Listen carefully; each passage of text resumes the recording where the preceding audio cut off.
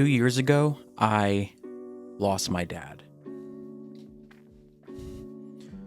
And I don't really know what I want to say. I have ideas of what I want to say. Sitting down and looking at a camera hits differently, harder than I thought it would. But I knew I wanted to make something today to share what I've learned in the past 2 years. It's hard.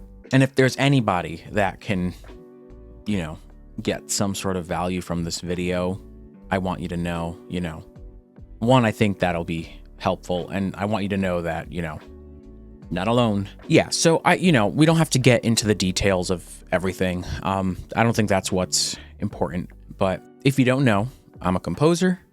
I love film music. I listen to it. I could listen to it all day, every day.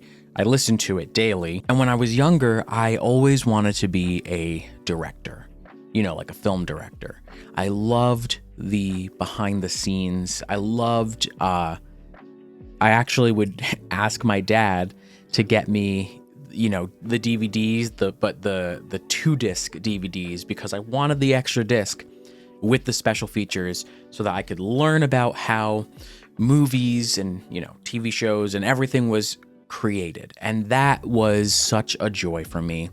And I look back and I remember my dad always saying yes. Actually, I did not come on here to start talking about the DVDs of movies, but here we are. But as I got older, I realized that maybe directing wasn't for me, but the music in movies, the music in TV shows, that was also something that I think my dad and I could connect on. In the time before he passed, when we kind of knew things were going south, we got a chance to just spend a lot of time together and talk about our love for music and talk about life and talk about his experiences, not because I was trying to get a life lesson out of him. And I don't think he was trying to get a life lesson to me, but it was just a way for us to share our stories. And that was really impactful. When I look back at my life, I see the path that I could take. I see the path of me sitting in an office, commuting to work, 9 to 5, in the winter, getting stuck on the commute because of snow and traffic. I see me working for somebody that doesn't value myself or other employees around me, and that's not the life I want. So many people that I have talked to don't like their jobs. I see people working to work because retirement is the end goal. Life after the job is the end goal. I can't understand the value in that because there's no promise. And that is what I learned, not from my dad, but from my dad's experience. He was a hard worker. He liked to say that he slacked off, and I think he found ways to enjoy the job, to not let the job consume him. And he found ways to stand up for himself and also stand up for others. And that was really admirable. And I love that about my dad. He told me that he wanted to pursue music. He went to college very briefly for sound design and music and kind of mixing and engineering, and he didn't pursue it. And he said he always wished he did. And I wish he did. I don't know what his life would have been like if he did, but I just know it would have fulfilled him.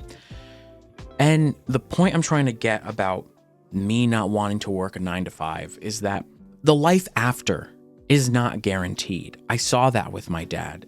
He thought that he was going to retire, and he passed while he was still working. So not that he had a bad life or anything, but everything that he was working towards didn't pan out the way he thought. And it really reminds me of a book that I read around the time that he passed, called 4,000 Weeks by Oliver Burkeman. It kind of presents you with the idea that from the moment of birth, you have about 4,000 weeks to live. And I believe that's about 76 weeks. So 4,500 weeks is roughly 86 weeks, or 86 years, sorry. And that's from birth. Let's say you are 20 years old.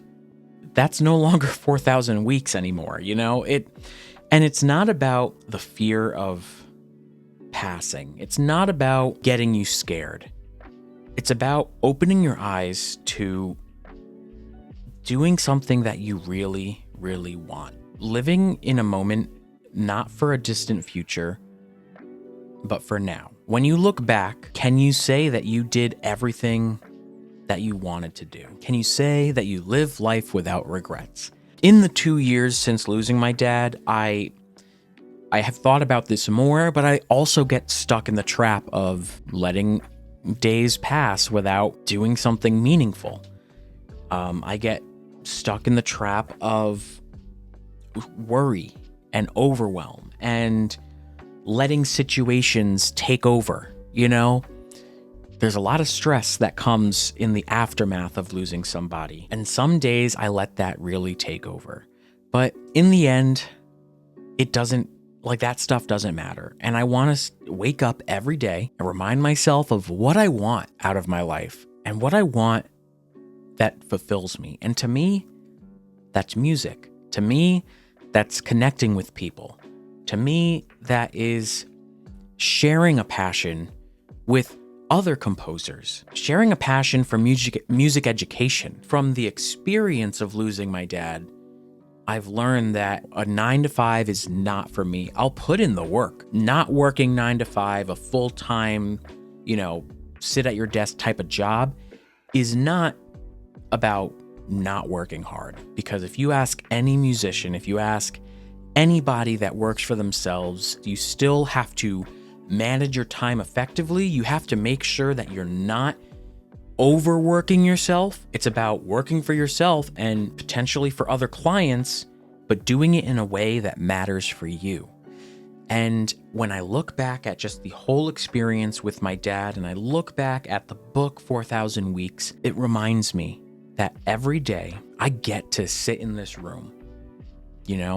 I get to connect with people. I get to work on projects. I get to work towards a dream that I have that doesn't have to be some distant goal once I hit retirement. Every day that I get to do what I do is the dream. Every day that I get to record a YouTube video because I want to connect with people and create something that hopefully people can resonate with.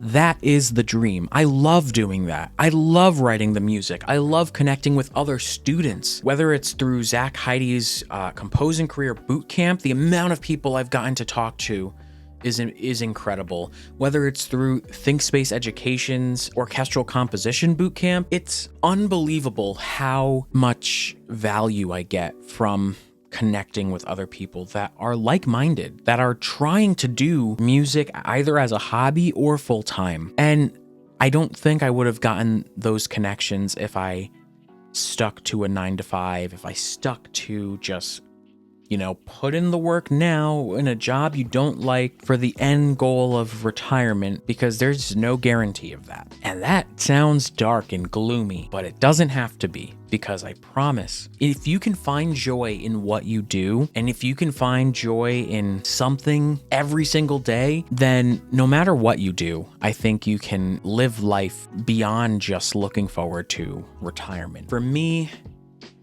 I think it's about just remembering what the end goal is. I think it's about knowing what the end goal is. What are you doing now to find enjoyment?